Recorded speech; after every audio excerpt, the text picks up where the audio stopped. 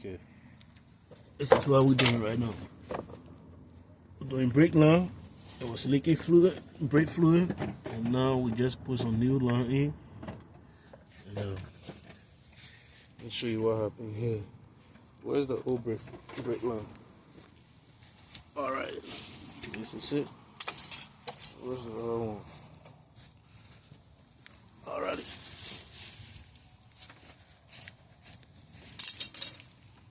Okay. So, as you can see, this is what went by on the brake line. So we just put a new brake line in.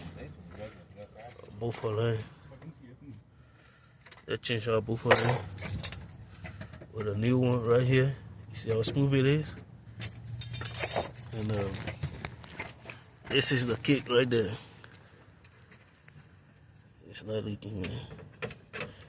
Make sure there's no leakage. It should be good.